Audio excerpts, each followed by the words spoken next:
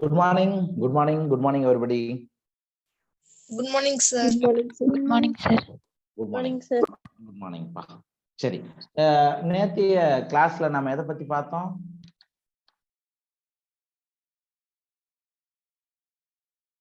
நேத்திய கிளாஸ்ல எதை பத்தி படிச்சோம்? முப்பண்பு கலப்பு, சார்பிற்கு ஒருமுதல் விதி, பாரம்பரிய மாதிரியும் குரோமோசோம் கோட்பாடு. சரியா, பாரம்பரிய மாதிரியுடைய குரோமோசோம் கோட்பாடு அப்படின்றத பார்த்தோம். ஒரு சில கேள்விகளை கேட்டு நம்ம டைரக்டா இங்க போயிடலாம் நான் நினைக்கிறேன். சரியா, மெண்டலுடைய ஆய்வுகளை தனித்தனியா ஆராய்ச்சி செஞ்சவங்க யாரு? சுபலட்சுமி.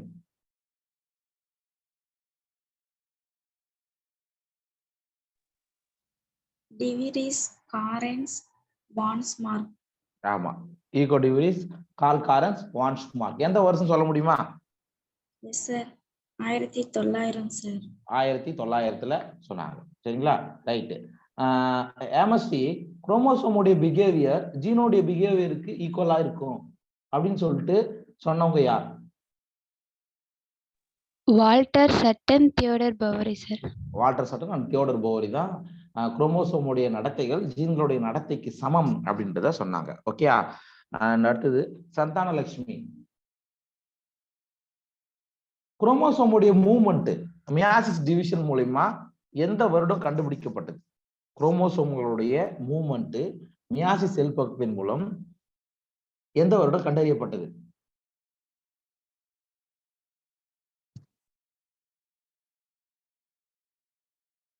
எனிபடி? 1902 சார். 1902. சரியா, right. Okay, and last question.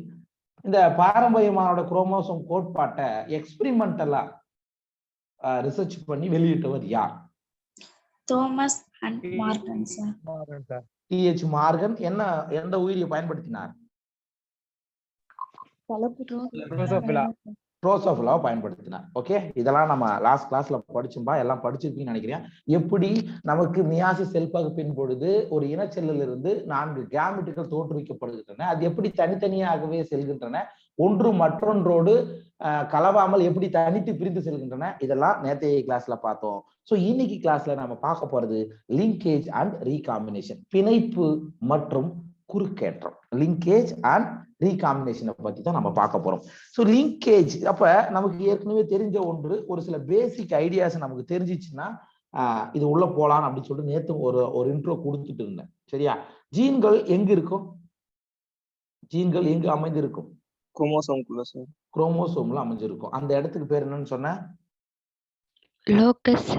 Locus R லோக்கை அப்படின்னு சொல்லுவோம். Locus R லோக்கை. சார், நமக்கு லிங்கேஜை பத்தி அதிகமான இன்ஃபர்மேஷன் நம்மளுடைய என்சிஆர்டில கொடுக்கலங்க. சரியா, பிணைப்புனா என்னன்றது அதிகமா கொடுக்கல. பிணைப்பு அப்படின்றது என்ன அப்படின்னா, பொதுவா குரோமோசோம்கள்ல ஜீன்கள் அமைந்திருக்கக்கூடிய விதத்தை எடுத்துரைப்பது அப்படின்னு சொல்லலாம். சரியா, அதாவது closed arrangement of genes, that is known as linkage. அதுதான் ஆங்கிலத்துல சொல்லுவோம். சரியா, ஒரு குரோமோசோம்கள்ல ஜீன்கள் எப்படி அமைந்திருக்கிறது அதை விளக்கக்கூடியதுதான் என்னது? பிணைப்பு அப்படின்னு சொல்றோம். சரியா, முதல்ல பிணைப்பை பத்தி ஒரு சில பாயிண்ட்ஸ் நாம நோட் பண்ணிக்குவோம். ஜஸ்ட் உங்களுடைய நோட்டை ஏதாவது இருந்தா நோட் பண்ணி வச்சுக்கோங்க. ஏன்னா இந்த பாயிண்ட்ஸ் நிறைய கொடுக்கலன்றதுக்காக நான் இங்க இதை எக்ஸ்பிளைன் பண்றேன். சரி, அப்ப லிங்கேஜ் என்னது? தமிழ்ல பிணைப்பு. சரியா, லிங்கேஜ். சார், சரி சார், முதல்ல நமக்கு தெரியணும் இது ஒரு குரோமோசோம். இது ஒரு குரோமோசோம். அப்ப ஜீன்கள் அமைந்திருக்கக்கூடிய இடத்தை நாம என்ன சொல்றோம்? லோக்கைன்னு சொன்னோம், ஆர் லோக்கஸ் சொன்னோம். இதுதான் என்னது? லோக்கஸ் அப்படின்னு சொல்றோம். ரைட். இப்ப இங்க பாருங்க, ஜீன்கள் ஒரே குரோமோசோம்ல அமைந்திருக்கிறதா? இது ஒரு ஜீன் ஏ, இந்த ஜீன் வந்து ஏ, இந்த ஜீன் வந்து பி. ஏ என்ற ஜீன் மற்றும் பி என்ற ஜீன் ஒரே குரோமோசோம்ல அமைஞ்சிருக்கா இல்ல வெவ்வேறு குரோமோசோம்ல அமைஞ்சிருக்கா? ஒரே குரோமோசோம் தான் சார். ரைட்டுங்க. இது வந்து ஏ ஜீனுக்கும் பி ஜீனுக்குமான டிஸ்டன்ஸ். சரியா, the distance between A gene and B gene is large or low? இது அதாவது ஏ ஜீனுக்கும் பி ஜீனுக்கு இடையேயான தொலைவு அதிகமாக இருக்கிறதா குறைவாக இருக்கிறதா? அதிகமா தான் இருக்கும். சரியா? முதல்ல நம்ம என்ன சொல்லணும், ரெண்டு டைப்பா லிங்கேஜ் ஜீனை வந்து ரெண்டு டைப்பா பிரிக்கலாம். லிங்க்டு ஜீன், அன்லிங்க்டு ஜீன் அப்படின்னு சொல்லுவாங்க. முதல்ல அன்லிங்க்டு அதாவது பிணைப்புறாத ஜீன்கள். ரெண்டாவது வந்து லிங்க்டு ஜீன் அதாவது பிணைந்த ஜீன்கள். நீங்க தமிழ்ல அப்படியே எழுதிக்கிங்கப்பா, நான் இங்கிலீஷை மட்டும் மெயினா போக்கஸ் பண்றேன், நீங்க சைட்ல அப்படியே எழுதிங்க. அன்லிங்க்டு ஜீன்னா பிணைப்புறா ஜீன்கள், லிங்க்டு ஜீன்னா பிணைந்த ஜீன்கள் அப்படின்னு ரெண்டா பிரிக்கலாம்யா. சார் இப்ப இந்த ஃபர்ஸ்ட் நான் வந்து என்ன பாக்குறேன், அன்லிங்க்டு ஜீன், பிணைப்புறா ஜீன். கையெழுத்து அப்படிதான் இருக்கும், கொஞ்சம் அட்ஜஸ்ட் பண்ணிக்கங்க. பிணைப்புறா ஜீன், இது வந்து பிணைந்த ஜீன். சரியா? பிணைப்புறா ஜீன், பிணைந்த ஜீன். சரி, இப்ப முதல்ல நம்ம என்ன தெரிஞ்சுக்கிறோம், ஃபர்ஸ்ட் அன்லிங்க்டு ஜீன். அப்ப ஜீன்கள் ஒரே குரோமோசோமில் அமைந்திருக்க வேண்டும். ஒரே குரோமோசோமில்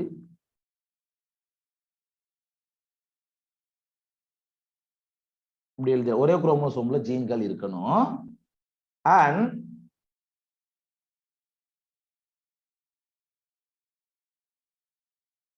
ஜீன்களுக்கு இடையேயான தொலைவு அதிகமாக இருக்கணும். இப்படி இருந்தா இந்த ஜீனை நம்ம என்னன்னு சொல்றோம், பிணைப்புறா ஜீன், அன்லிங்க்டு ஜீன் சொல்றோம். சரியா? நான் ஆங்கிலத்திலே அப்படியே சொல்லிடுறேன். Jeans on same chromosome and the distance is very large, that type of gene is known as unlinked gene. இது புரிஞ்சிச்சா? இந்த கான்செப்ட் புரியுதா? S sir. Right. Next sir, இது அப்ப லிங்க்டு ஜீன் எப்படி சார் இருக்கும் ஒரு குரோமோசோம்ல? இங்க பாருங்க,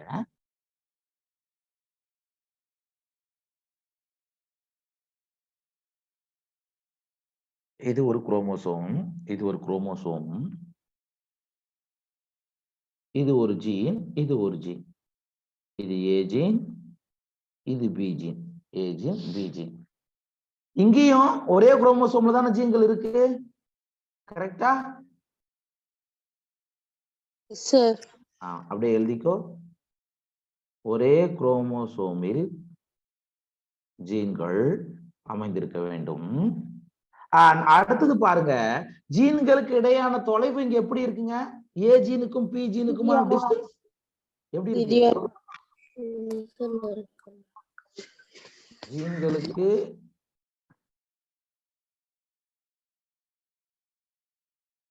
இடையேயான தொலைவு எப்படி இருக்குங்க? இங்க கம்மியா இருக்கு சார். கம்மிப்பா, தொலைவு இல்லப்பா, கம்மி தானே. ஏக்கு பிக்கு ரொம்ப குறைவு. சரியா? குறைவு தான் சொன்னீங்கன்னு நினைக்கிறேன். குறைவுன்னு சொல்லலாம், அல்லது ஸ்மால், சிறியது. இந்த ஜீனை நீங்க என்னன்னு சொல்லலாம்? இந்த ஜீனை நீங்க என்னன்னு சொல்லலாம்? பிணைந்த ஜீன் அல்லது பிணைப்புற்ற ஜீன் ஆங்கிலத்துல. புரிஞ்சுச்சாடா தம்பி? அப்ப சார் லிங்கேஜ்னா என்ன சார்? ஒரு குரோமோசோம்கள்ல ஜீன்கள் எப்படி அமைஞ்சிருக்கிறது, அதுதான் லிங்கேஜ். க்ளோஸ்லி லிங்க்டா, அதாவது மிக நெருக்கமாக அமைந்திருந்தா அது லிங்க்டு ஜீன் சொல்றோம். இது the distance between two genes is very close, that type of gene is linked gene. இதுவே the distance between two genes are large, அத unlinked gene சொல்றோம். இது புரிஞ்சிச்சா?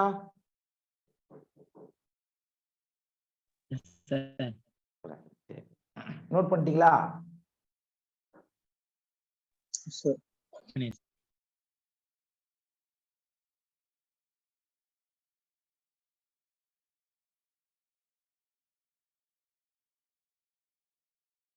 சரி, இதை நான் எரேஸ் பண்ணிடுறேன். நோட் பண்ணிட்டு இருப்பீங்கன்னு நினைக்கிறேன். நான் எரேஸ் பண்ணிடுறேன். இது நமக்கு போதும். அடுத்தது ஒரு குரோமோசோம்ல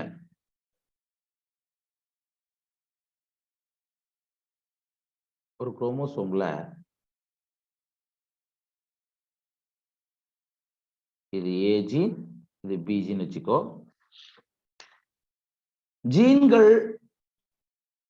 ஜீன்கள்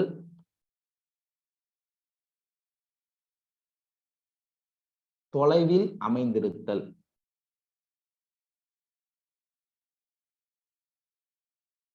jeans are far abort.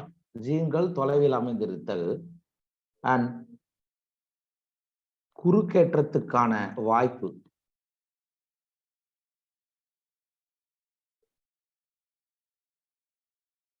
குறுக்கேற்றத்திற்கான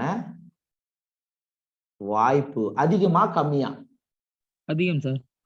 S, நான் நேத்தே இதை பத்தி நான் நிறைய சொல்லிட்டேன், வேணும்னா இங்க பாருங்க. இப்படி இருந்தா சார் குறுக்கேற்றத்துக்கான வாய்ப்பு அதிகம், ஜீன்கள் தொலைவுல இருந்திருக்கு சார். அப்ப ஜீன்கள் இங்க இணைந்திருக்கா இணையாமல் இருக்கா? லிங்க்டா ஆர் அன்லிங்க்டா?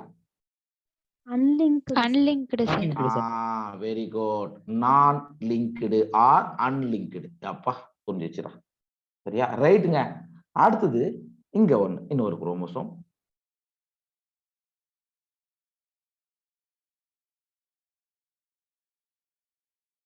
இன்னொரு குரோமோசோம்.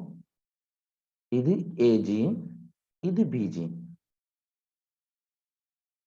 இங்க ஜீன்கள் மிக அருகில் அமைந்திருக்கிறது. Genes are close to each other. குறுக்கேற்றத்திற்கான வாய்ப்பு குறைவு. அவ்வளவுதான். அப்படியே எழுதிக்கோ. ஜீன்கள் அருகில் அமைந்திருந்தால்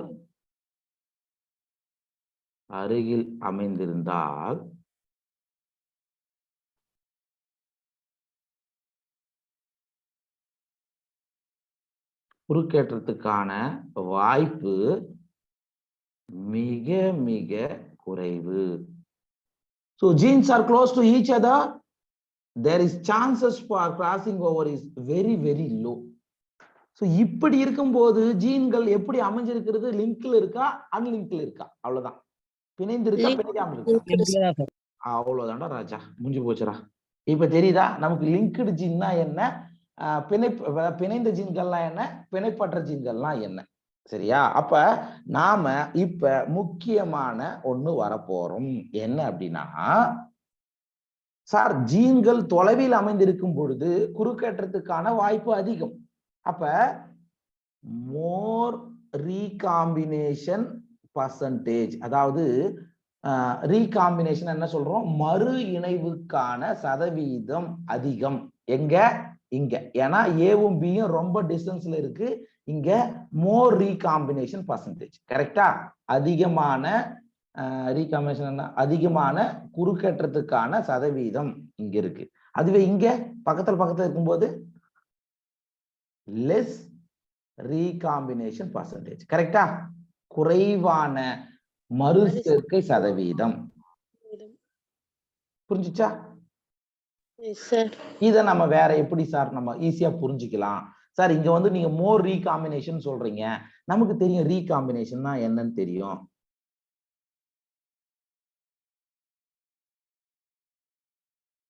சரி, நான் ஒரே கலர்ல டிஃபரன்சியேஷன் எப்படி கொடுத்துக்கிறேன்.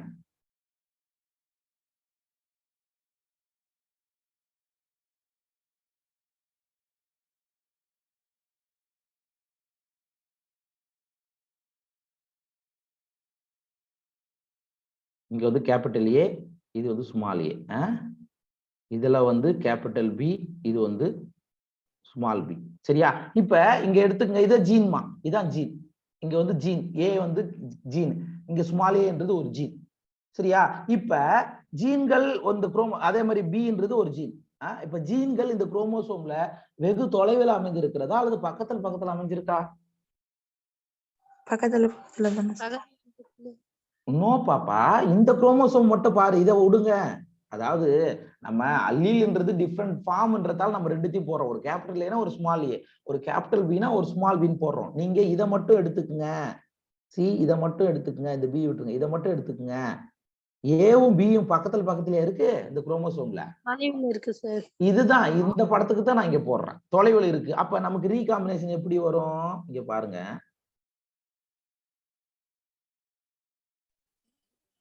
ரீகாம்பினேஷன் நடந்துச்சு. ரீகாம்பினேஷன் நடந்துருச்சு. இப்ப பாருங்க,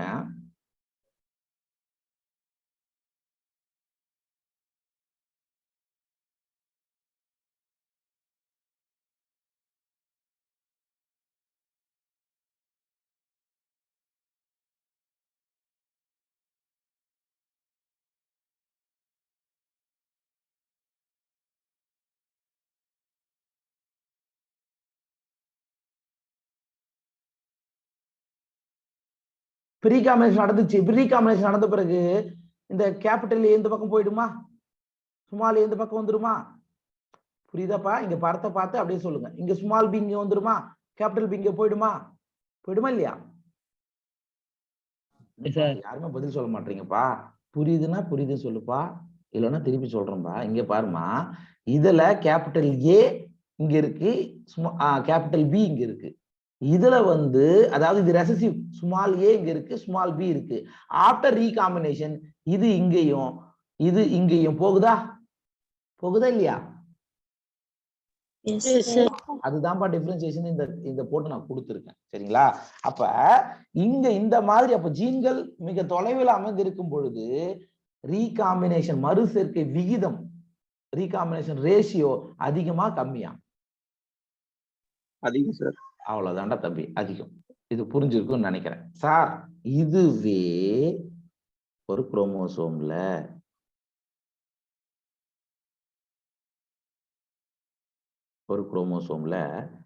ஏ என்ற ஜீனும் பி என்ற ஜீனும் பக்கத்துல இருக்கு. ஏ பி இங்க இருக்கு.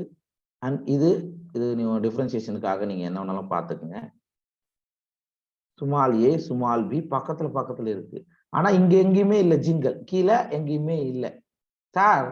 இங்க கிராசிங் ஓவர் எப்படி சார் இருக்கும்? பர்சன்டேஜ் ஜீன்கள் ரொம்ப வெகு கிட்ட இருக்கு. ஏ பி பக்கத்துல இருக்கு. இதுக்கு இடையே கிராசிங் ஓவர் எப்படி இருக்கும்? குறைவா இருக்கும்பா. அவ்வளவுதான்டா ராஜா. இங்க அதிகம், ஏன்னா டிஸ்டன்ஸ் 2 இருக்கிறதுனால ஈஸியா. அப்ப A B small A small B இப்படி இருக்கும்போது கிராசிங் ஓவர் இப்படி நடக்குதுன்னு வச்சுக்கோங்க. இது ஈஸியா நடந்துரும். புரியுதா? இது ஈஸியா நடந்துரும். இது கூட போகும், இது கூட போயிடும். அதுவே ஏ பி இப்படி இருக்குது, நீட்டா இருக்கு. Small A small B. இங்க வந்து இவ்வளவு லென்த்தி இருக்குன்னு அர்த்தம், ஃபுல்லா லென்த்தியா இருக்குன்னு அர்த்தம். இங்க டிஸ்டன்ஸ் வந்து பக்கத்துல இருக்கிறதுனால கிராசிங் ஓவர் பர்சன்டேஜ் வெரி லோவா இருக்கும், இங்க அதிகமா இருக்கும். அவ்வளவுதான் வித்தியாசம். இது புரிஞ்சுச்சா எல்லாருக்கும்? அப்ப லிங்கேஜ் அப்படின்னா என்ன? லிங்கேஜ் அப்படின்னா என்ன? Closely arranged jeans. ஒரு குரோமோசோம்கள்ல ஜீன்கள் மிக நெருக்கமாக அமைக்கப்பட்டிருப்பதுக்கு பேரு தான் பிணைப்பு. ஓகேவா? அண்ட் நாட் லிங்க்டுனா ஜீன்கள் தொலைவில் அமைந்திருப்பதுன்னு அர்த்தம், பிணைப்புறாததுன்னு அர்த்தம். அப்ப நமக்கு தேவை பிணைப்பு அப்படின்றதுதான் அர்த்தம். இது எல்லாருக்கும் புரிஞ்சிச்சா? லிங்கேஜ் என்ற வார்த்தைக்கான அர்த்தம் எல்லாருக்கும் புரிஞ்சிச்சா? ரைட்டுங்க சார். இந்த பிணைப்பு மற்றும் குறுக்கேற்றத்திற்கு சரி, நம்ம அந்த பாயிண்ட்ஸ் பார்த்துட்டு நம்ம வந்துடலாம். ஓகே, இதை நான் எரேஸ் பண்ணிடுவா? நோட் பண்ணியாச்சா? ரைட். இப்ப நம்ம ஒரு பாயிண்ட பார்த்துட்டு வரலாம். பிணைப்பு மற்றும் குறுக்கேற்றம். யார் பாத்துக்கு இருக்கிறீங்க? ஒரே நிமிஷம் இருக்காதீங்க, கையடைய எடுத்து வச்சுக்கோங்க.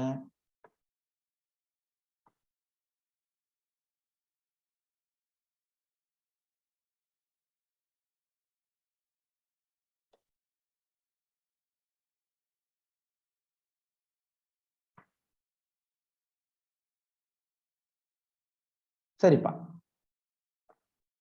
பிணைப்பு மற்றும் குறுக்கேற்றம் அல்லது மறு சேர்க்கை எப்படி வேணாலும் சொல்லலாம். அதுல இருந்து ஒரு குரோமோசோம் பொருட்கள் அல்லது ஜீன்கள் அடுத்த குரோமோசோமுக்கு பரிமாற்றப்படுகிறது. அதுதான் நம்ம குறுக்கேற்றம் நம்ம சொல்லிடுறோம். சரிங்களா? சோ பிணைப்பு மற்றும் மறு சேர்க்கை ஆகிய 2 சொற்களும் டிஎச் மார்கன் என்பவரால் அளிக்கப்பட்டது. யாரா இந்த லிங்கேஜ் அண்ட் ரீகாம்பினேஷன் அந்த வார்த்தையை சொன்னாங்க அப்படின்னா Thomas and Morgan, DH Morgan தான். ரைட்டா? பால் பிணைப்பை பெற்றிருந்த ஜீன்களை பற்றி படிக்க பல்வேறு விதமான இருபண்பு கலப்பினத்தை மார்கன் செய்தார். அதாவது தம்பி, ஏற்கனவே இருபண்பு கலப்பு சோதனை யார் செஞ்சாங்கன்னு நம்ம படிச்சோம்?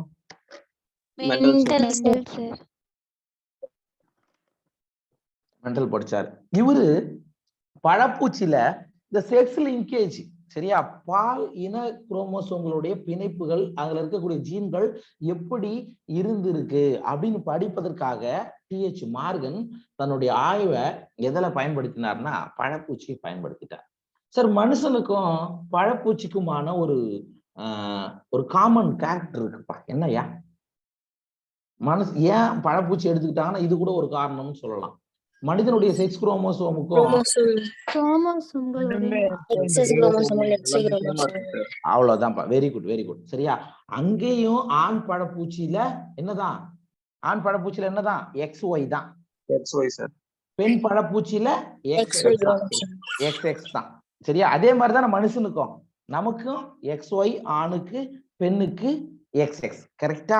இது இது அப்ப இதுல செஞ்சோம்னா, ஆராய்ச்சி நம்ம செஞ்சோம்னா மோஸ்ட்லி ஊமனோட ஒத்துட்டு போகும் அப்படின்ற ஒரு கான்செப்ட். சரிங்களா, அது ஒண்ணு.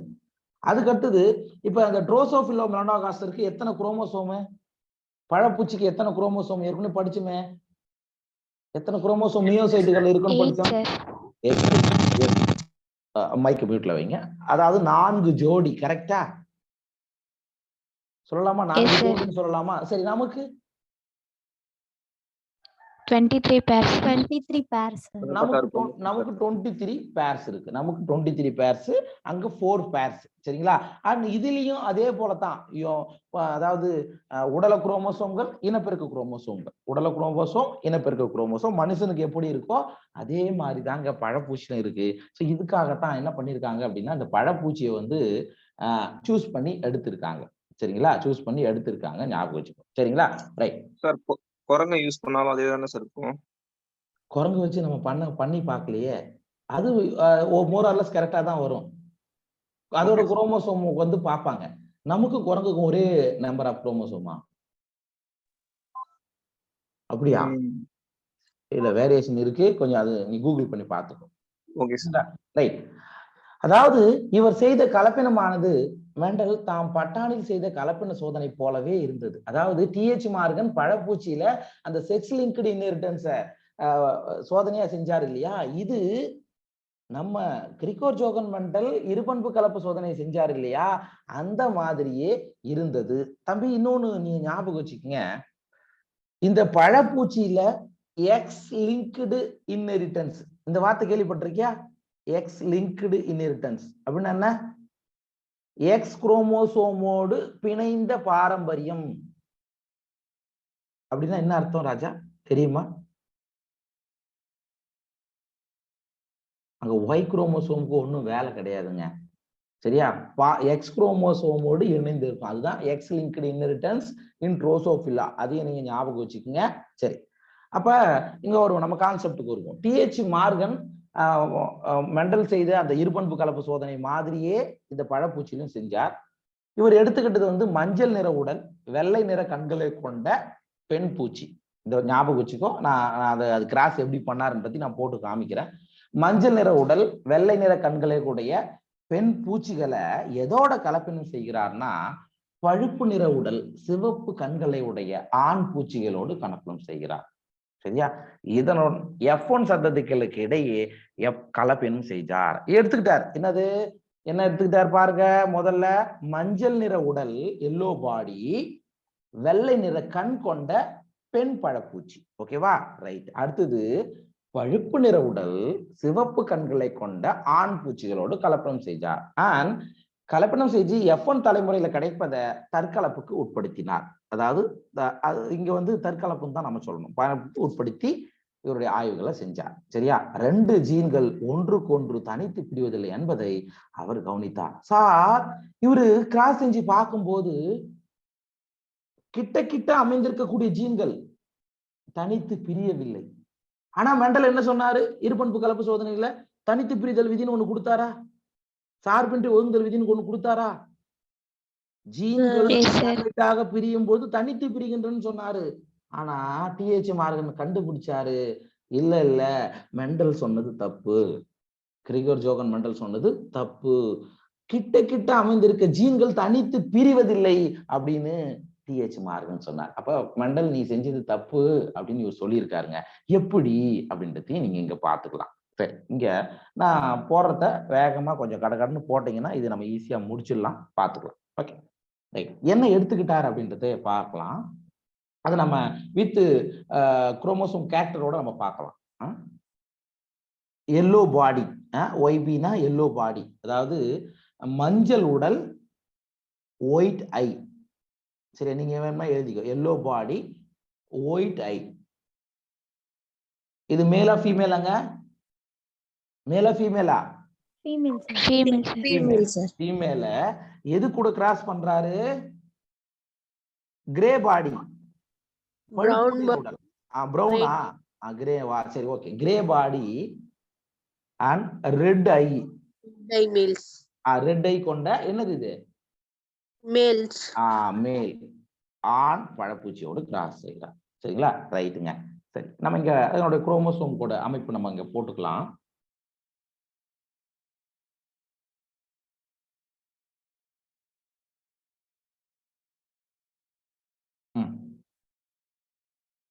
இது வந்து நமக்கு சென்ட்ரோமியர் இங்க தான் இருக்குன்னு வச்சுக்கோங்க.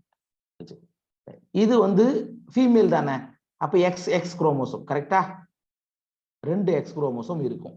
இதுல ஜீன்கள் இங்க இருக்கு. என்ன அப்படின்னா இங்க capital Y, capital W, capital Y, capital W. Capital Y capital டபிள்யூன்றது என்ன குறிக்கும்? Yellow body, white eyed female. ஓகேவா? இத எது கூட கிராஸ் பண்றாருன்னு பாருங்க. கிரே பாடி, ரெட் ஐடு மேல். இது ஒரு வைல்டு டைப். என்னது? Wild type. இது ஒரு வைல்டு டைப். சரியா? ஒரு பேசிக்கான ஒரு டைப்னு வச்சுக்கோங்க. இங்க இதனுடைய குரோமோசோம் எப்படி இருக்கு? இது சென்ட்ரோமியர்னு வச்சுக்கோங்க.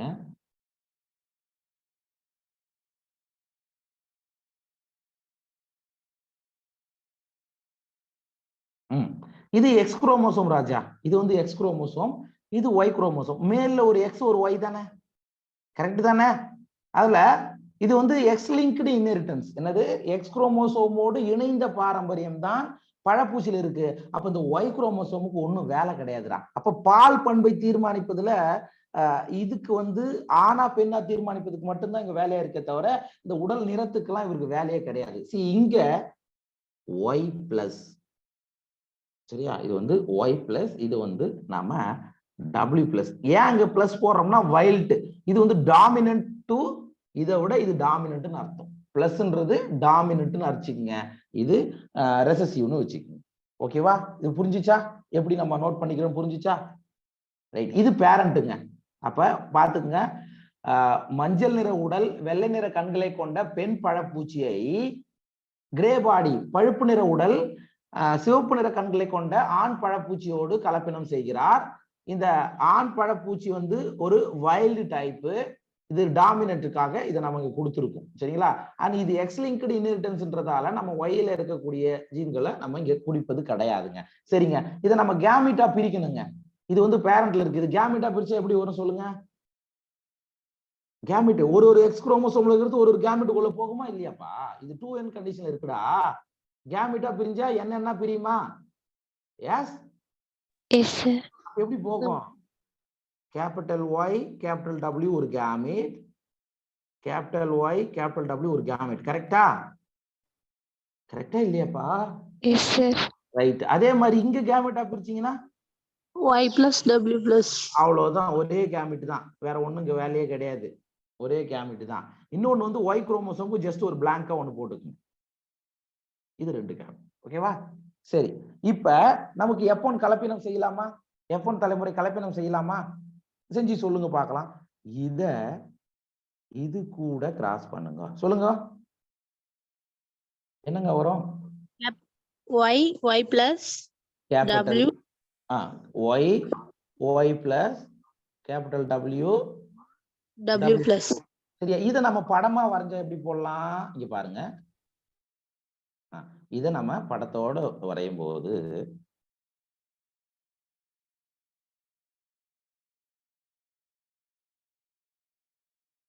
இப்படி போடலாமா? கேபிட்டல் ஒய் கேபிட்டல் டபிள்யூன்னு போடலாம். Black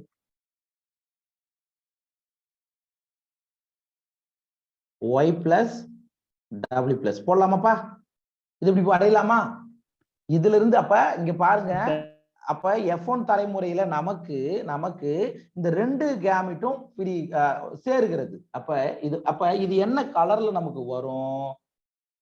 Y capital W, capital Y capital W and small y, அதாவது wild type small y plus small w இங்க கொடுத்துறோம். அதாவது கிரே பாடி ரெட் ஐ இங்க வந்துடுது. சரியா? ஏன் இது கிரே பாடி ரெட் ஐன்னு சொல்றோம்? என்ன ரீசன்? ஏன்பா பழுப்பு நிற உடல் சிவப்பு நிற கண்களை கொண்ட இதுதான் வெளிப்படுன்னு சொல்றோம்? அந்த பண்பு தான் டாமினன்ட்ன்றதால கிரே பாடி வெளிப்படுது. அதான் கிரே பாடி ரெட் ஐ இங்க வெளிப்படுது. இது புரிஞ்சுச்சா? ரைட்டு. இத போட்டு சொல்லுங்க. அடுத்தது இதையும் போடலாமா? அப்ப நான் டைரக்டா படத்தோட போடுறேன். சரிங்களா? இப்ப டைரக்ட் படம் மட்டும் போடுறேன். நீங்க வேணா எப்படி வேணாலும் நோட் பண்ணிக்கலாம்.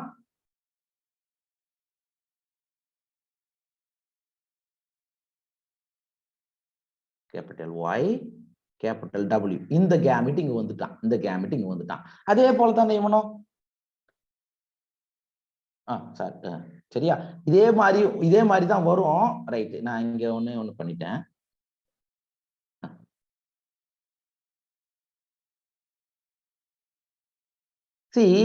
என்னன்னா இதே இது திருப்பி இங்க போட்டாலும் அதான் வரப்போகுது. அதனால நான் அதுக்கு இதுக்கு இங்கே விட்டுறேன் நான். அப்ப நாம அடுத்து என்ன பண்ணுவோம்?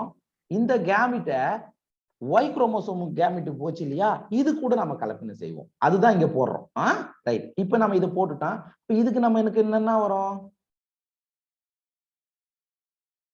white body, yellow body to white eye. தம்பி இங்க கவனிக்கணும். ஏன் இங்க எல்லோ பாடி ஒயிட் ஐ வெளியே வந்தது? ஏன் என்ன காரணமா எல்லோ பாடி ஒயிட் ஐ மட்டும் இங்க வர்றதுக்கு காரணம்? ஏன்னா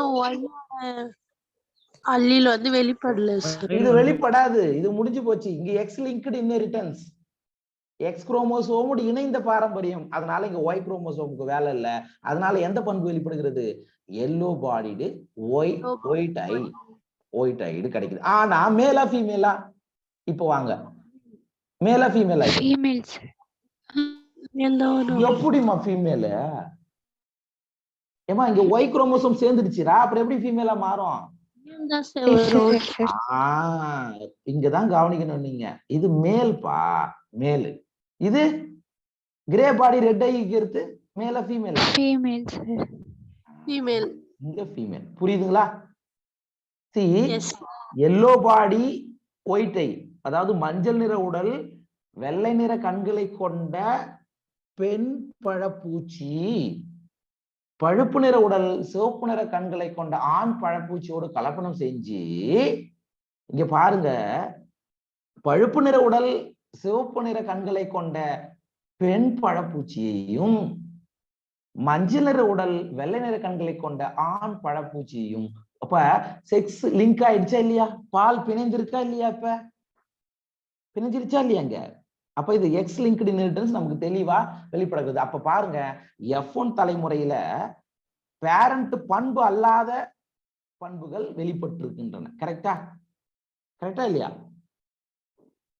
புரியுதா இல்லையாமா? இது போட்டுட்டீங்களா? நோட் பண்ணியாச்சா?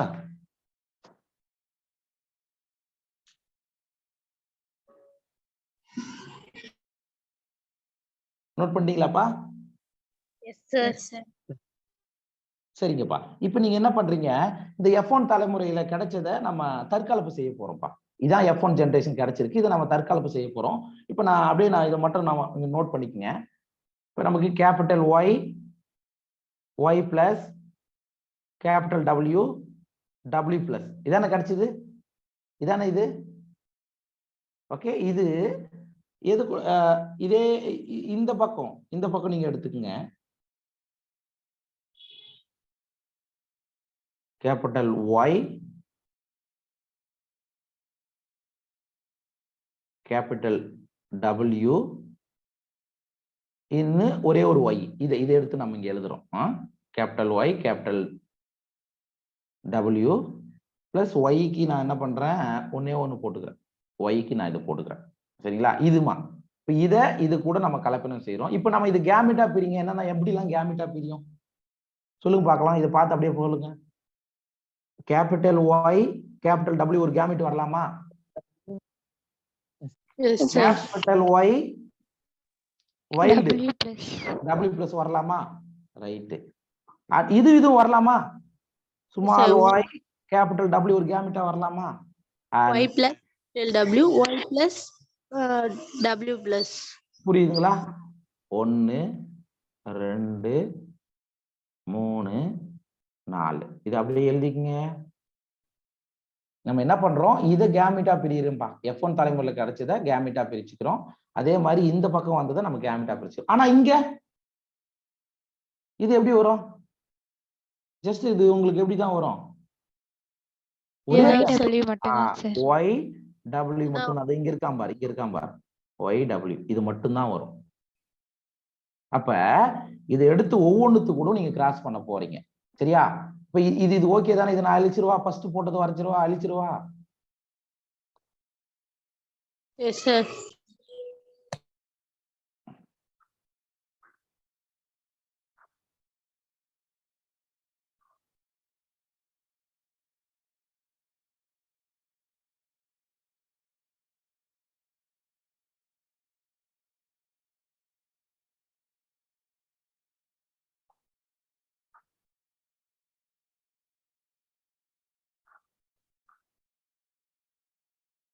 எல்லாரும் நோட் பண்ணி வச்சிருக்கணும், அப்பதான் இது புரியும்பா.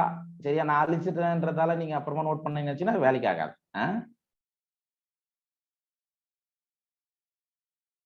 சரி, இது எதுக்காக நான் அழிச்சேன் அப்படின்னா, இதை நம்ம அப்படியே இங்க எப்படி கிராசிங் போடுறது அப்படின்றதுக்காக நான் இதை அழிச்சேன். Okay right. இப்ப நம்ம போடலாமா? சரி போடலாமா? போட்டு பார்த்து சொல்லுங்க. இப்ப ஃபர்ஸ்ட் நீங்க என்ன பண்ணோம், இதையும் கிராஸ் பண்ணணும். பண்ணி சொல்லுங்க எப்படி வரும்? எப்படி வரும் சொல்லுங்க. நான் அதே கலரே மென்ஷன் பண்றேன். கேபிட்டல் W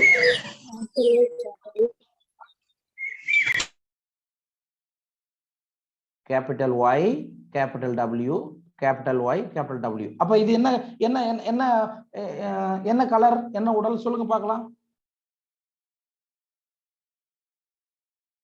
என்னப்பா சொல்ல மாட்டீங்க? கேபிட்டல் Y கேபிட்டல் W வந்தா என்னதுன்னு சொன்னேன்? Grey body, yellow body, white eye. yellow body white eye மா, மஞ்சள் நிற உடல். ஏன்னா கேபிட்டல் Y கேபிட்டல் W தானே வந்திருக்கு நமக்கு. சரிங்களா? இதையும் கிராஸ் பண்ணிடணும். ரைட்டா? சரிங்க. அடுத்தது இதையும் கிராஸ் பண்ணலாமா? இதை எடுத்து இது கூட கிராஸ் பண்ணி சொல்லுங்க பார்க்கலாம். அப்ப நமக்கு கேபிட்டல் Y கேபிட்டல் W ஒண்ணு சாத்தியமா? சாத்தியமா இல்லையா? இங்க பாருங்க. கேபிட்டல் Y கேபிட்டல் W ஒண்ணு சாத்தியம். அடுத்தது கேபிட்டல் Y ஸ்மால் W. அவ்வளவுதான். Capital Y small W. சரிங்களா? இப்போ கேபிட்டல் Y கேபிட்டல் W ஒரு வாட்டி அப்படியே எடுத்துக்கிறீங்க. இங்க ஸ்மால் W இருக்கிறதால இந்த கேபிட்டல் Y ஸ்மால் W நம்ம போட்டுக்கிறோம். சார் இது எப்படி சார் இருக்கும்? Yellow body, red eyes. அவ்வளவுதான். அப்ப நமது W பிளஸ் வந்தாவே அது என்ன கண்ணுக்கு சமம்னு சொல்லியிருக்கோம்? Red, wild. அப்ப ரெட் ஐ, சிவப்பு நிற கண்கள். இது யாருக்குன்னா புரியலையா? புரிஞ்சிச்சா? ரைட், இது புரிஞ்சிச்சுன்னு நினைக்கிறேன். ஓகே, அடுத்தது மூணாவது கிராஸ் போடுவோமா? மூணாவது கிராஸ் இது கிராஸ் பண்ணுங்க. மேல் வருமா இல்ல ஃபீமேல் வருமா சார்? எதுமா? இது பூச்சி கலப்பின. இது எல்லாமே ஃபீமேல் தான் பாப்பா. எக்ஸ் குரோமோசோம் தானே நமக்கு. இதோகிராம் ஒரு ஒய் கூட நான் இங்க சேர்க்கவே இல்லை. அவன் இந்த விளையாட்டுக்கே உள்ள என்டர் ஆகல. இங்க இருக்கான், தனியா இருக்கான். சரியா? அது அடுத்த வாட்டி நம்ம போடும் போது அது ஆண் மட்டும் நம்ம சொல்லணும். சரியா? ரைட். இப்ப இதை கிராஸ் பண்ணி சொல்லுங்க.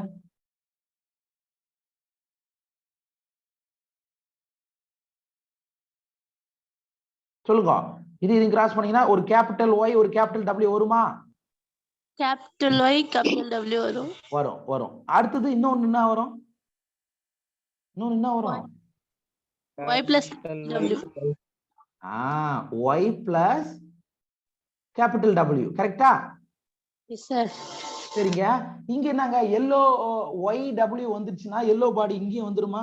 இல்ல என்ன கலர் வரும் இங்க? Sorry. Gray body, white eyes. ஏன் கிரே பாடின்னு சொல்றோம் இங்க? ஏன்னா Y plus dominant. Y plus dominant வந்ததுனால கிரே பாடி, பழுப்பு நிற உடல். தமிழ்ல என்ன எழுதிக்க, பழுப்பு நிற உடல். அப்ப கண்ணு என்ன கண்ணா இருக்கும்?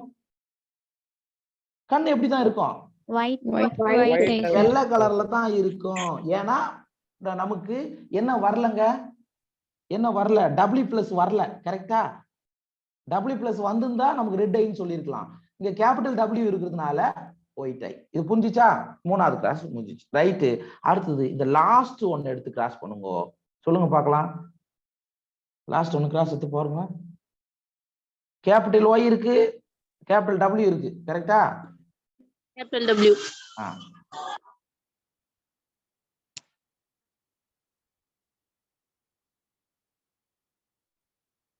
அண்ட் இது ஸ்மால் y, அதாவது Y plus Capital W.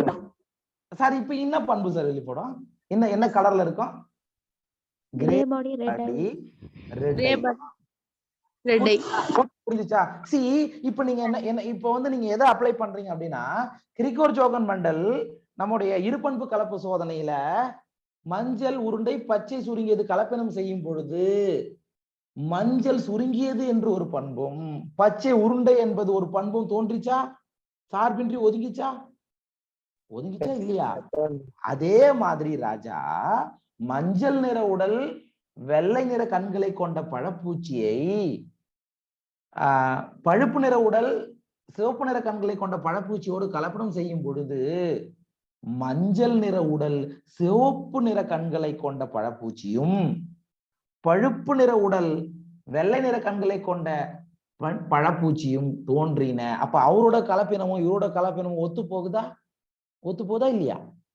S sir. Right. சரி. அப்ப தம்பி இதே மாதிரிதான் ராஜா நீங்க இந்த ஒய் எடுத்து தனித்தனியா போடணும். சும்மா நான் ஜஸ்ட் ஒன்னே ஒண்ணு மட்டும் நான் போட்டு காமிக்கிறேன், நீங்க ஒர்க் அவுட் பண்ணிக்கங்க. என்ன இதையும் ஒய்க்கும் நம்ம ஒய் மட்டும், சரியா? இங்க இருக்கான்ல இந்த ஒய்க்கு மட்டும் நம்ம போடலாம். நீங்க ஒர்க் அவுட் பண்ணுங்க, ஏன்னா எனக்கு டைம் பத்தாது. Capital Y capital W cross with என்னது வெறும் ஒய். நான் இப்படி போட்டுக்கிறேன், ஜஸ்ட் வெறும் ஒய் குரோமோசோம் போட்டுக்கிறேன். ஓகே. இது ஒய்ன்றது சாமி ஒய் குரோமோசோம் குறிக்கும், சிம்பிள் கிடையாது. அப்ப நீங்க இதை ஒர்க் அவுட் பண்ணீங்கன்னா நமக்கு எப்படி வரும்?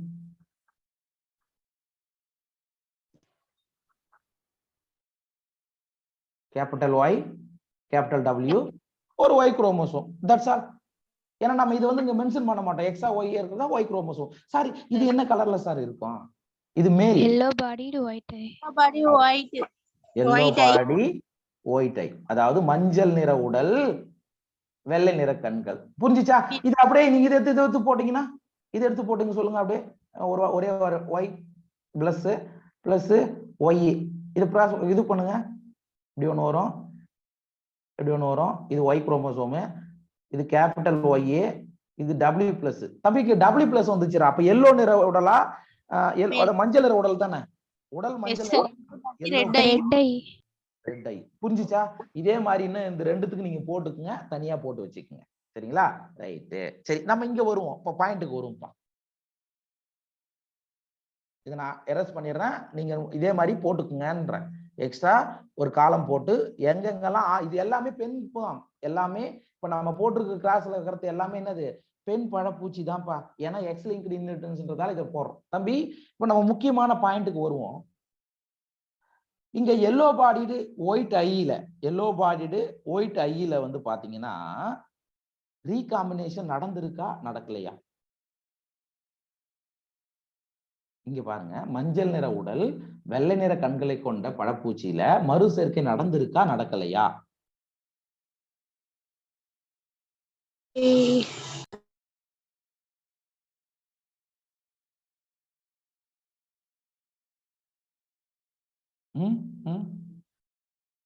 Any difference? ஜீன்கள் இங்க ஒரே ஒரு சின்ன ஒரு வித்தியாசம் தான், ஒண்ணும் கிடையாது. இந்த கிரே பாடி எல்லோ பாடி ஒயிட் ஐய பொறுத்த மட்டும் இங்க ரீகாம்பினன்ட் டைப் பாத்தீங்கன்னா 98.7. நான் இந்த பின்னாடி அந்த படத்துல நான் விளக்குறேன். அதே மாதிரி இந்த பேரண்டல் டைப்லயும் 98.7 7 இருக்கும். ஆனா இங்க ஜீன்கள் மிக நெருக்கமாக அமைந்திருப்பதனால இது ரெண்டுத்திலுமே ரீகாம்பினேஷன் நடந்திருக்கு, மெயினா நடந்திருக்கு. இதனுடைய டைப் வந்து பாத்தீங்கன்னா 1.3% தான் ரீகாம்பினேஷன். அப்படின்னா என்ன அர்த்தம் அப்படின்னா, ஜீன்கள் மிக நெருக்கமாக அமைந்திருந்தால் அதனுடைய மறுசேர்க்கை விகிதம் எப்படி இருக்கும்? ஜீன்கள் குறைவா இருக்கும் சார். குறைவா இருக்கும். அதுதான் இது. சரியா? ஜீன்கள் நெருக்கமாக அமைந்திருப்பதனால மறுசேர்க்கை விகிதம் குறைவாக இருக்கிறது. இது ஒரு கிராஸுங்க. இது ஒரு கிராஸ், ஏ கிராஸ். சரியா? இதே மாதிரி இன்னொரு கிராஸ் நீங்க போட்டீங்கன்னா அங்க வந்து ஜீன்கள் வெகு தொலைவுல இருக்கும். ரீகாம்பினேஷன் சதவீதம் அதிகமா இருக்குமா கம்மியா இருக்குமா? அதிகமா இருக்கும் சார். ஆமா, அதுக்கு ஒரு கிராஸ் இருக்கு. நம்ம பின்னாடி கலப்பு ஏ கலப்பு பின்னு 2 படத்தையும் நம்ம பார்க்கலாம். நான் இந்த படம் இது வரைக்கும் நான் போட்டது எதுக்காக அப்படின்னா, எப்படி கிரிகோர் ஜோகன் மண்டல் பட்டாணி தாவரத்துல கலப்பினம் செஞ்சாரோ டிஹெச் மார்கன் இதுல இப்படிதான் செஞ்சார் என்றதுக்காக கொடுத்தேன். இது யாருக்கா டவுட் இருக்கா? If you have any doubt? No sir. No. நம்ம பார்த்தலாம்ப்பா, ஆல்ரெடி டைம் ஆயிடுத்து. சார் அந்த படத்தை வச்சு கொஸ்டின் கேட்பாங்க சார்? இல்லப்பா, நோ சான்ஸ். படத்தை வச்சுலாம் கொஸ்டின் வராது ராஜா. நமக்கு என்சிஆர்டில என்ன கொடுத்துருக்கோனோ அதான் வரும். நான் உங்களுக்கு புரிஞ்சுக்கணுன்றதுக்காக நான் இது பண்ணிட்டு இருக்கேன், வேற ஒண்ணும் கிடையாது. சரி பார்த்துலாம். சோ பழுப்பு நிற உடல் சிவப்பு கண்களுடைய ஆண் பூச்சிகளுடன் கலப்பினம் செய்தார். இதன் F1 சந்ததிகளுக்கு இடையே கலப்பினம் செய்தார். 2 ஜீன்கள் ஒன்றுக்கொன்று தனித்து பிரிவதில்லை என்பதை அவர் கணிச்சார். 2 ஜீனும் ஒன்னா இருக்கு, ஆனா மெண்டல் வந்து என்ன சொன்னார்? தனித்து பிரின்னு சொன்னாரு.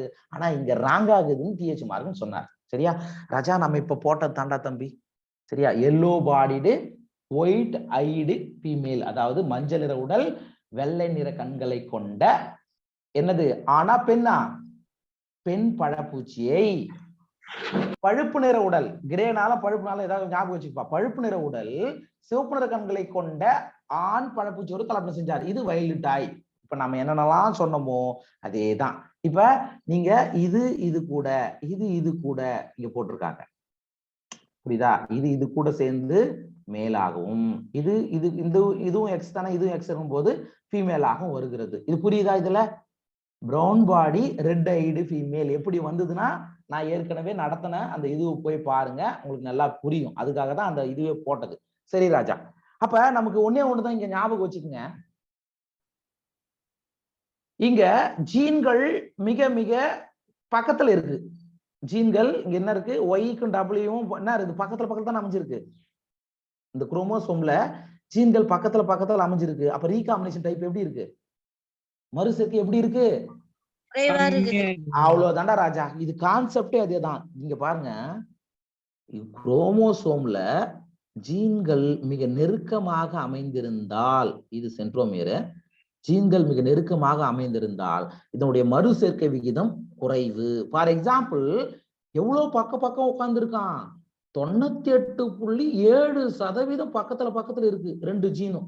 For example A gene B gene 2 பக்கத்துல இருக்கு. அப்ப இதனுடைய ரீகாம்பினேஷன் டைப் எவ்வளவுதான்? வெறும் 1.3% தான் சார். ரொம்ப கிட்ட இருந்தா 2த்துக்கும் கிராசிங் ஓவர் நடக்கிறது ரொம்ப கஷ்டம் சார். அவ்வளவுதான். இது புரிஞ்சுச்சா? இந்த பாயிண்ட ஞாபகம் வச்சுக்க. ஓகே, இது கிராஸ் ஏங்க. சோ இது F2 தலைமுறையின் விகிதம் 9:3:1 என்ற விகிதத்தில் இருந்து கணிசமாக விலகி உள்ளதை அவர் கவனித்தார். சார், கிரிகோர் ஜோகன் மண்டல் வந்து 9:3:1 இருபண்பு கலப்புல சொன்னாரு. ஆனா இங்க அது சரியா வரல. டிஹெச் மார்கன் செஞ்ச ஆய்வுல அது சரியா வரல. அதுக்கு காரணம் என்னன்னு யோசிச்சா, மார்கன் மற்றும் அவரது குழுவினர் இந்த ஜீன்கள் எக்ஸ் குரோமோசோமில் அமைந்திருக்கின்றன என்பதை அறிந்திருந்தனர். சார், இந்த வேரியேஷன் வர்றதுக்கான ஜீன் எங்க இருக்கு? எக்ஸ் குரோமோசோம்ல அமைஞ்சிருக்கு. அதனாலதான் எக்ஸ் லிங்க்டு இன்ஹெரிட்டன்ஸ் இன் ட்ரோசோபில்லான்னு படிக்கிறோம். சரியா? மற்றும் விரைவாக பார்த்த போது இருபண்பு கலப்பில் உள்ள 2 ஜீன்கள் ஒரே குரோமோசோமில் அமைந்திருக்கின்றன. சரியா? அதை இன்னும் நோட் பண்ணி பாக்குறாங்க. மைக்ரோஸ்கோப் வச்சு பார்க்கும்போது இதுக்கான ஜீனு ஒரே குரோமோசோம்ல அமைஞ்சிருக்குன்றாங்க. பெற்றோர்களின் மரபணு சேர்க்கையின் விகிதமானது பெற்றோர் அல்லாதவர்களின் மரபணு சேர்க்கையின் விகிதத்தை விட அதிகமாக இருந்தது. பேரண்டல் டைப்ல 98 எவ்வளவு சொன்ன? 98.7. ஆனா ரீகாம்பினேஷன் டைப்ல வெறும் 1.3. சோ இதற்கு காரணம் 2 ஜீன்களின் பிணைப்பு அல்லது உடலை இணைவு தான் என்று மார்கன் கருதினார். சார், ஏன் பேரண்டல் டைப்ல அவ்வளவு இருக்கு ஆனா ரீகாம்பினேஷன் டைப் குறைவா வருது? இதுக்கு காரணம் என்ன? ஒரு குரோமோசோம்கள்ல ஜீன்கள் மிக பக்கத்துல அமைஞ்சிருக்கு. குரோமோசோமில் உள்ள ஜீன்களின் உடலை இணைவிற்கு பிணைப்பு என்ற வார்த்தையின் மூலம் விவரித்தார். அப்ப நல்லா லிங்க் ஆகி உட்கார்ந்து இருக்கு அப்படின்னு சொன்னார். சரிங்களா? பெற்றோர் அல்லாத மரபணு சேர்க்கைக்கு, அதாவது நான் பேரண்டல் டைப், அதாவது ஒண்ணு பெண் பழப்பூச்சிட்டு இருந்து எக்ஸ் குரோமோசோமு, இன்னொன்னு ஆண் பழப்பூச்சிட்டுல இருந்து ஒரு எக்ஸ் குரோமோசோமு சேருது இல்லையா? அதைத்தான் அவர் என்ன சொன்னாரு?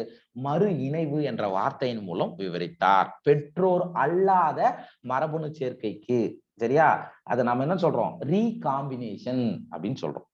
இங்க பாருங்க, அப்ப ரீகாம்பினேஷன்ன்றது எதுக்கு இடையே நடக்கும் அப்படின்னா, இதுக்கு இது நான் சிஸ்டர், இதுக்கு இது சிஸ்டர், ரெட்டுக்கு இது சிஸ்டர். அப்ப இங்க ரெட்டுக்கு இது சிஸ்டர், இதுக்கு இது சிஸ்டர் குரோமேட்டின் சொல்லுவாங்க.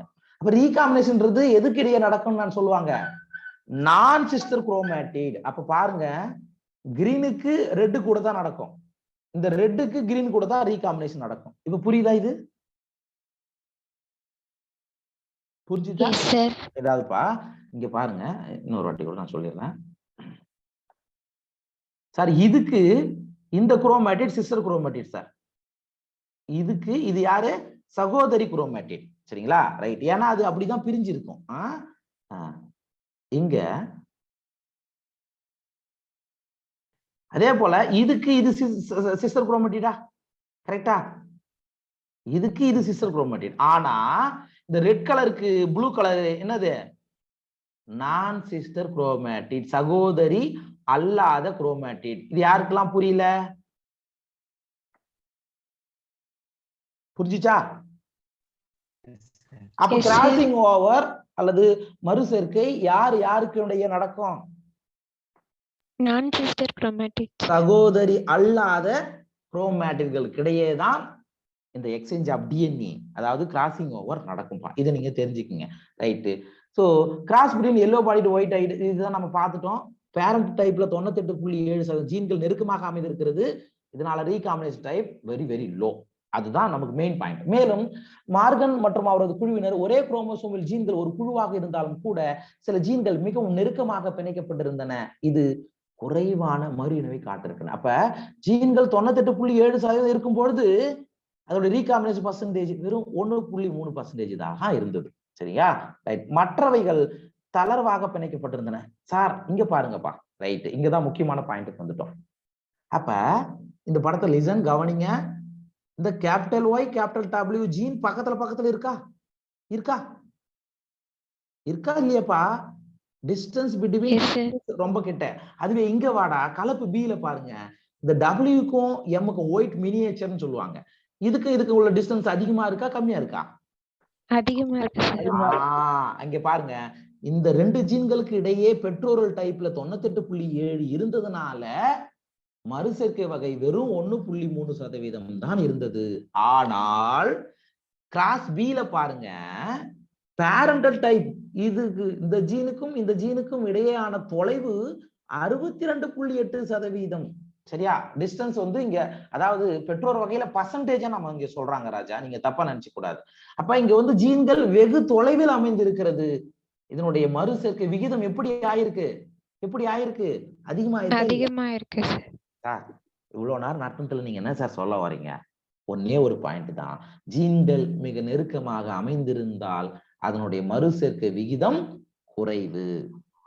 ஜீன்கள் மிக தொலைவில் அமைந்திருந்தால் அதனுடைய மறு சேர்க்கை விகிதம் அதிகம். அவ்வளவுதான்டா. இந்த பர்சன்டேஜ் ஞாபகம் வச்சுக்கடா. இதாண்டா மெயின். புரிஞ்சுச்சா?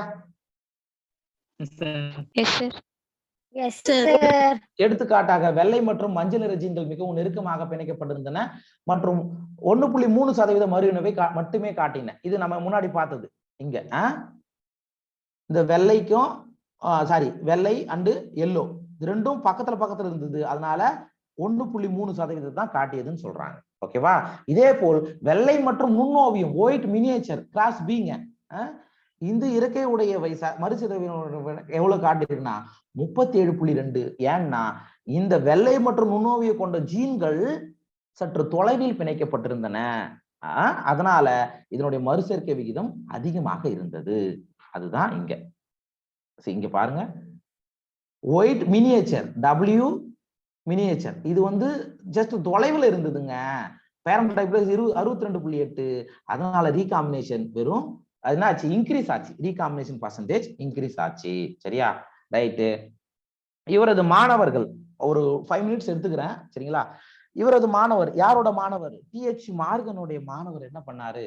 இந்த ரீகாம்பினேஷன் ஃப்ரீக்வன்சியை பயன்படுத்தி எத்தனை சதவீத மறுசேர்க்கை விகிதத்தை வெளிப்படுத்துகிறது அதை பயன்படுத்தி ஒரு குரோமோசோம்கள்ல ஜீன்கள் எங்கெங்க அமைந்திருக்கிறது அதற்கு இடையேயான தொலைவை என்ன பண்ணாரு? டயக்ராமா வரைஞ்சாரு. அதுக்கு பேர் தான்டா ஜீன் மேப், ஜெனடிக் மேப் அப்படின்னு சொல்லுவாங்க. சரியா? அப்ப அவரோட இது கூட நீட்ல வந்திருக்கு. TH மார்கனுடைய ஸ்டூடெண்ட் யாரு? Alfred Steven.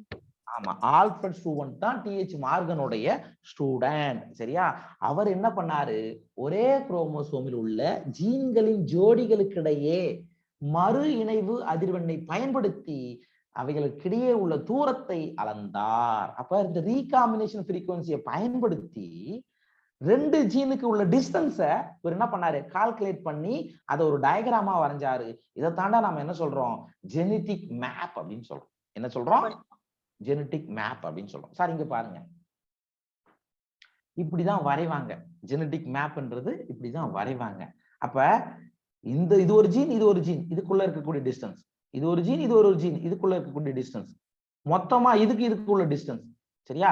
ரைட். நம்ம இன்னொன்னு நம்ம கண்டுபிடிக்கணும். இந்த யூனிட் எப்படி நம்ம சாரி, இவர் வந்து என்ன பண்ணாரு? அவருடைய ஆசிரியர், குரு யாரு? ஆல்பர்ட் ஸ்டூவன்டோட குரு யாருப்பா? அவரை நினைவுபடுத்தும் விதமாக என்ன சொல்றாரு? அவரோட இந்த அழகை என்ன சொல்றாரு? சென்டி மார்கன் சொல்றாரு ராஜா. என்னது? சி கேபிட்டல் எம்ன்றது எதை குறிக்கும்? சென்டி மார்கன். அப்ப மேப் யூனிட் நம்ம என்னன்னு சொல்லலாம்னா சென்டி மார்கன் சொல்லலாம். சென்டி மார்கன் பெயர் வைத்ததுக்கான காரணம் அவருடைய குருவை போற்றுவதற்காகன்னு வச்சுக்கோங்க. அப்ப ஜெனடிக் மேப்ல மேப் யூனிட் நம்ம என்ன எப்படி அளக்கலாம், எப்படி சொல்லலாம்? இல்லைன்னா என்ன சொல்லலாம்யா? சென்டி மார்கன் அப்படின்னு சொல்லலாம். சரியா? ரைட். ஃபார் எக்ஸாம்பிள் இந்த படத்தை பாருங்க ராஜா. இது ஒரு குரோமோசோம், இது ஒரு குரோமோசோம். இதுல இருந்து இது வரைக்கும் ஒரு குரோமோசோம் தான். Just listen. இது ஒரு குரோமோசோம். இது gene, A gene, B gene, C gene. A gene, B gene, C gene. சரிங்களா? அப்ப ஏ ஜீனுக்கும் பி ஜீனுக்கும் இடையே, மைக்க மியூட்ல போடுங்கம்மா.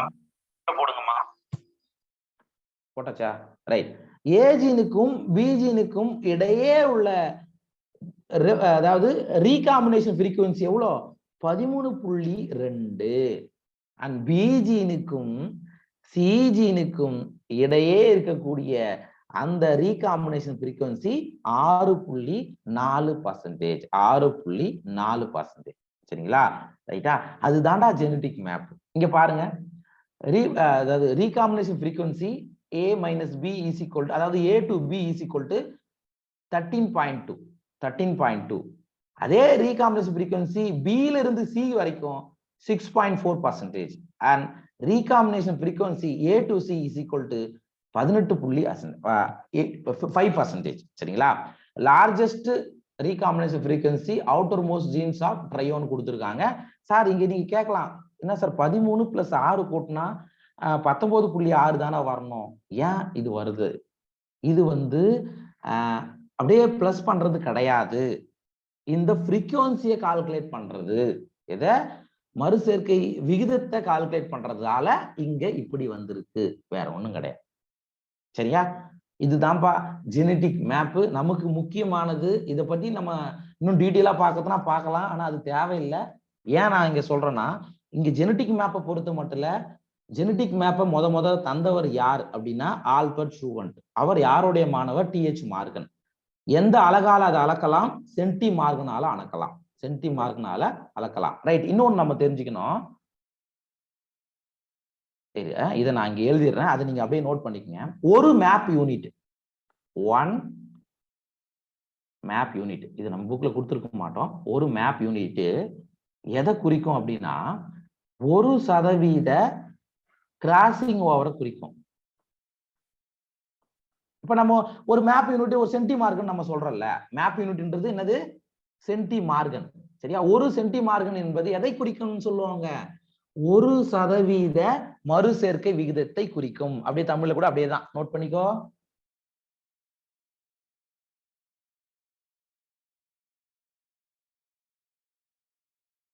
அப்ப நம்ம இதை எப்படி சொல்லலாம்னா 1 சென்டி மார்கன் சொல்லலாம். 1 சென்டி மார்கன் சொல்லலாம். 1% கிராசிங் ஓவர 1 சென்டி மார்கன் நம்ம சொல்லலாம். ரைட்டு.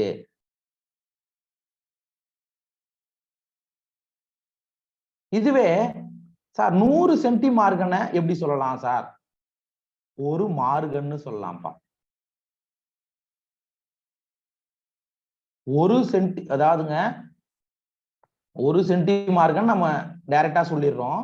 இதுவே 100 சென்டி மார்கன் சேர்ந்தா அதை நம்ம எப்படி சொல்லலாம்னா 1 மார்கன்னு சொல்லிக்கலாம். இதெல்லாம் எழுதிக்க, எக்ஸ்ட்ரா பாயிண்ட்ஸ். 100 சென்டி மார்கன் சேர்ந்தது 1 மார்கன்.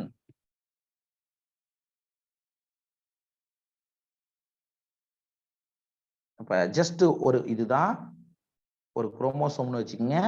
இங்க ஏ இருக்கா, இது பி இருக்கா, சி இருக்கா, டி இருக்கா, இதெல்லாம் ஜீன்கள். அப்ப ஏக்கும் பிக்கும் இடையே இருக்கக்கூடிய அந்த டிஸ்டன்ஸ் எடுத்துக்கிட்டா ஃபார் எக்ஸாம்பிள் 3.5, அண்ட் பிக்கும் சிக்கும் இடையே இருக்கக்கூடிய டிஸ்டன்ஸ் எடுத்துக்கிட்டீங்கன்னா 7.5. என்னது? சென்டி மார்கன். எல்லாமே சென்டிமீட்டர் கிடையாது, சென்டி மார்கன். சரியா? அண்ட் இதுக்கு டிஸ்டன்ஸ் 5.5 சென்டி மார்கன். இப்படி தாண்டா தம்பி நாம மேப் யூனிட் வரையறை செய்வோம். ஜெனடிக் மேப்பை இப்படிதான் நம்ம செய்வோம். ஒரு ஐடியா கிடைச்சிச்சா? Yes sir. நோட் பண்ணிட்டீங்களா? சரி, ரைட்.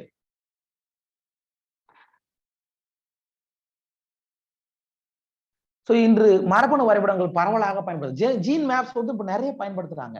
ஏன்னா இந்த ஜீன் எங்க இருக்கு, இதுதான் இந்த ஜீன் கட்டுப்படுத்துகிறதா, இந்த ஜீன் தான் இந்த பண்பை கட்டுப்படுத்துகிறதா, அதை அறிவதற்காக நிறைய ஜீன் மேப்ஸ் இருக்கு.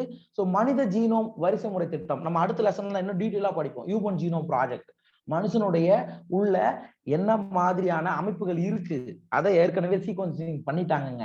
அதுக்கு மிக முக்கியமான ஒரு பேஸா இருந்தது யாருன்னா ஆல்பர்ட் ஸ்டூவன்ட் கண்டுபிடிச்ச இந்த ஜெனடிக் மேப் தாங்க அதுக்கு ஒரு அடிப்படையாக இருந்தது. அப்ப ஜெனடிக் மேப்போடைய ஒரு பயன்பாடு என்ன அப்படின்னா ஹியூமன் ஜீனோம் ப்ராஜெக்ட்ல மிக பரவலாக பயன்படுத்தப்பட்டது எது அப்படின்னா இதுதான். ஓகேவா? ஞாபகம் வச்சுக்கோங்க. சரி, இதோட இருக்கட்டுங்க. ஏதாவது டவுட் இருந்தா நீங்க கேட்கலாம். Any doubt? No sir. ரைட்டா? இதை மட்டும் பாருங்க, ஏன்னா ஆல்ரெடி டைம் ஓயிடுச்சு. ஏதாவது டவுட் இருந்தா நீங்க அடுத்த கிளாஸ்ல கூட என்கிட்ட கேளுங்க. ஓகேவா? Okay sir. Okay. Thank you so much. Thank you, sir. Thank you, sir. Thank you, sir.